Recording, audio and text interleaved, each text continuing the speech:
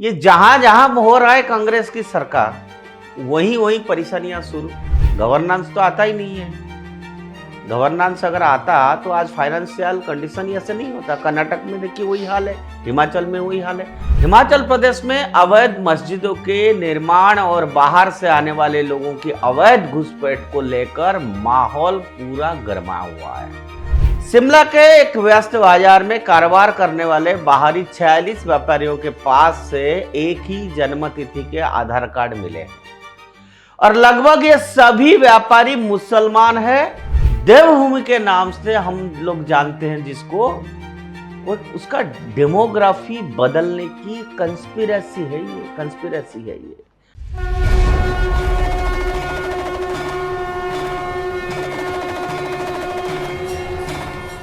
नमस्कार मित्रों, मैं हूं दीपक कुमार रथ और उदय इंडिया डिजिटल में आप सबका बहुत बहुत स्वागत है। आज भारतीयता का शंखनाद में मैं हिमाचल प्रदेश, जिसको देवभूमि के नाम से जाना जाता है, उस प्रदेश का क्या हालत है वो बताना चाहता हूँ। एक कहावत है ना, जहां जहां पढ़े संतों के चरण वहां वहां हुई बंटाधार। और सचमुच की ये जहां जहां हो रहा है कांग्रेस की सरकार, वहीं वहीं परेशानियां शुरू। केवल फाइनेंशियल प्रॉब्लम सरकार को नहीं होती है। आपको तो मालूम है, मैंने पीछे बताया था कि कैसे वहां तनख्वाह देने के लिए पैसा नहीं है। स्वयं मुख्यमंत्री ने कहा कि जो है 3 महीना 4 महीना का सैलरी छोड़ दो। चीफ सेक्रेटरी को सबको बोला कि भाई सैलरी दो। अब इनके पास सैलरी देने के लिए पैसा नहीं है।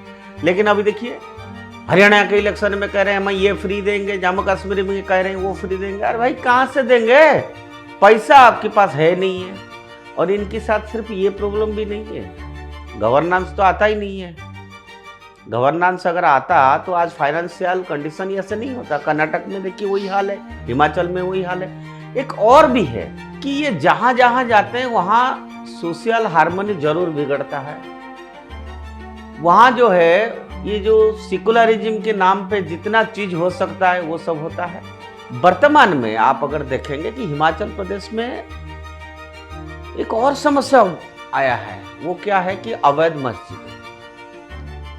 हिमाचल प्रदेश में अवैध मस्जिदों के निर्माण और बाहर से आने वाले लोगों की अवैध घुसपैठ को लेकर माहौल पूरा गर्मा हुआ है। जो लोकल रेजिडेंट्स है, उन्होंने शिमला के संजौली और मंडी की जेल रोड पर बनाई मस्जिद मामले में खूब विरोध प्रदर्शन किया। आपने देखा होगा अगर वो विजुअल सोशल मीडिया में, क्या बवाल हो रहा था। जहां संजौली की मस्जिद गिराने का प्रस्ताव खुद मुस्लिमों ने दिया है, तो वहीं मंडी की मस्जिद तोड़ने का आदेश भी हो गया है। मंडी की मस्जिद का बड़ा हिस्सा अवैध पाया गया है। मंडी के अलावा शिमला के कसुम्पटी और बिलासपुर समेत अलग अलग इलाकों में भी अवैध निर्माण की शिकायत की गई है। अवैध मस्जिदों के निर्माण के बाद अब बाहर से आने वाला व्यापारियों के पास फर्जी कागज होने का मामला सामने आया है।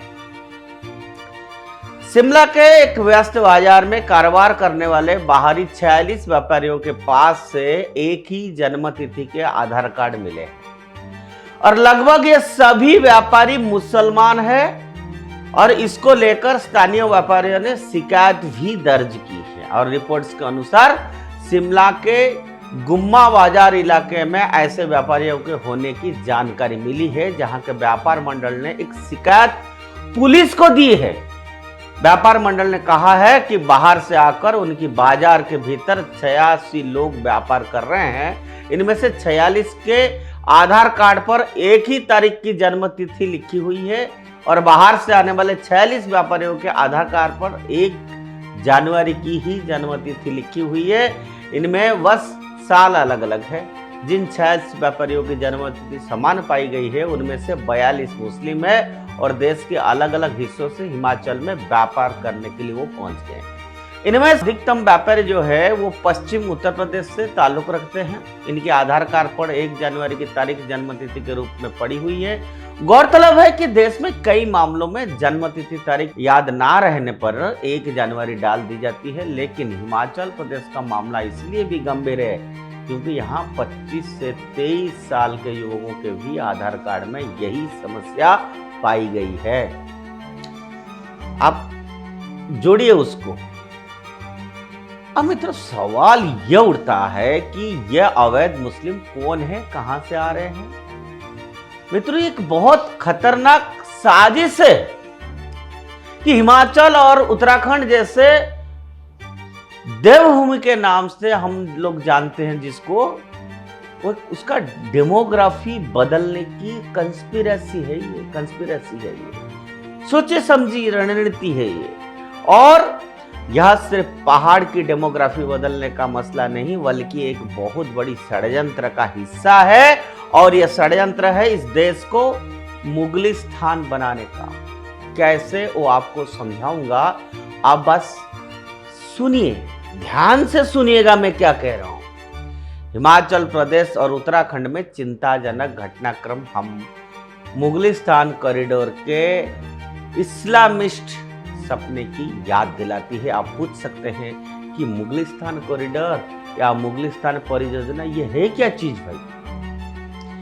ये इस्लामिस्टों की इच्छा है कि वे पाकिस्तान से बांग्लादेश तक एक अविभाजित इस्लामी राष्ट्र बनाएं।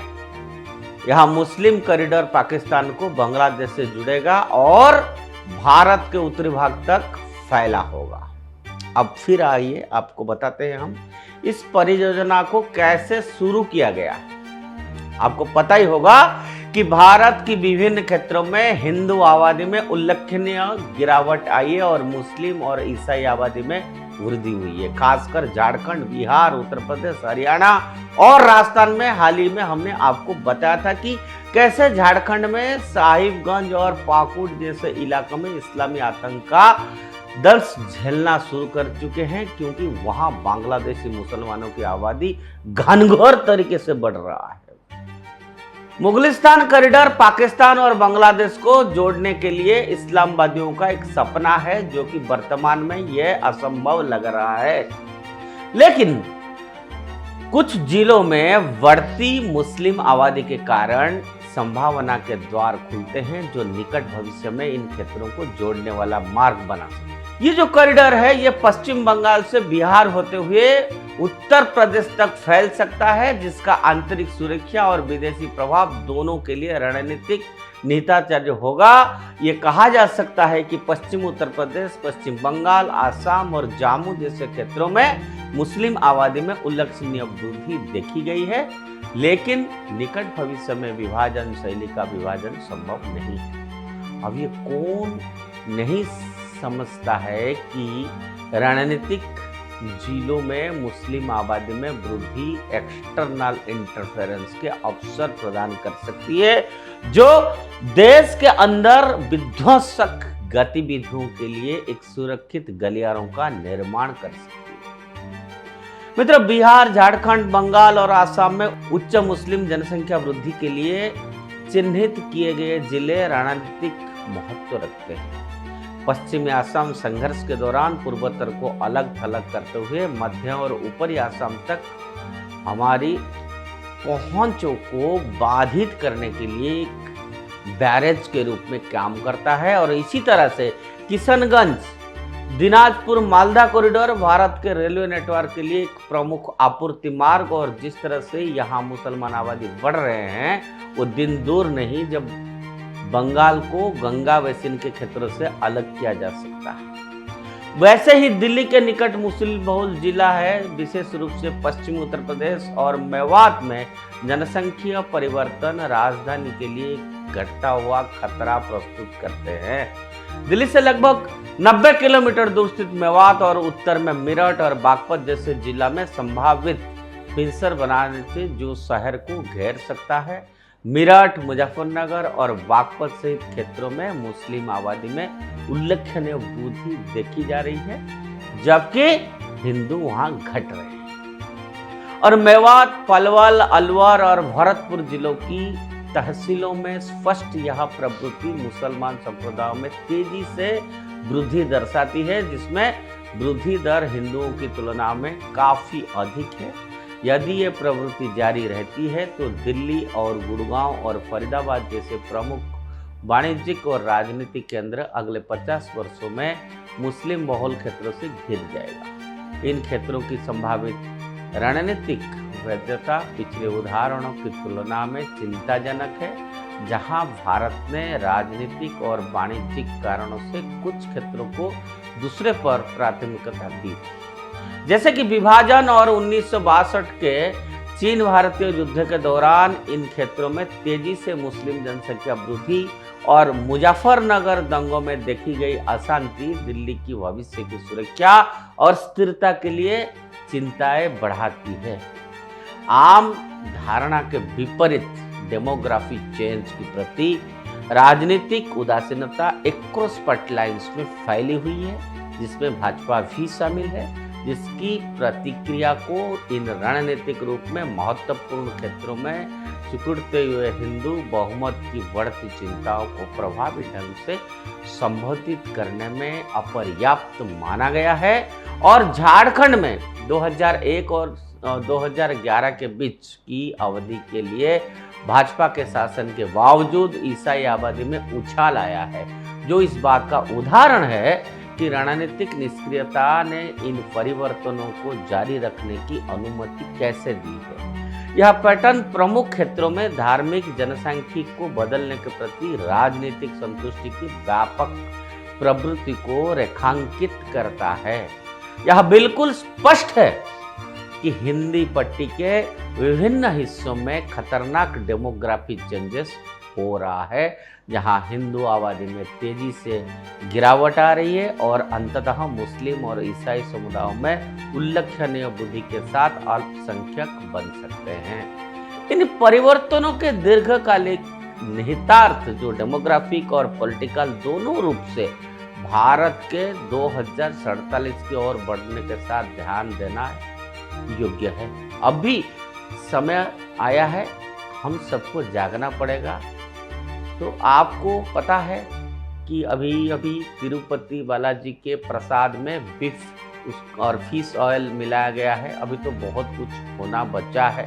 आपको मालूम है कि कितना बड़ा केंद्र है तिरुपति टेम्पल, आस्था का प्रतीक है हिंदुओं की, लेकिन तिरुपति बालाजी के पास प्रसाद जो पूजा हो रहा है उसमें लैब में ये रिपोर्ट आया है कि इसमें फिश ऑयल है। आप सोचिए, क्या ये किसी की रणनीति के तहत नहीं है? ये क्यों हो रहा है? पीएफआई का जो 2047 का विजन याद है ना, उन्होंने क्या कहा था, हम 2047 तक भारत को क्या बनाएंगे। इस विषय में पर मैं फिर बोलूंगा वो क्या है। लेकिन मित्रों, ये जो डेमोग्राफिक चेंज उन लोगों की रणनीति है, उस पे हर युवा, हर हिंदू समाज, हर सनातनी को सजग रहना पड़ेगा। अगर सजग नहीं रहेंगे तो उसका खामियाजा हम ही को भोगना पड़ेगा। आज के लिए इतना। उदय इंडिया से जुड़े रहिए, उदय इंडिया को सब्सक्राइब करिए। जय हिंद, जय भारत।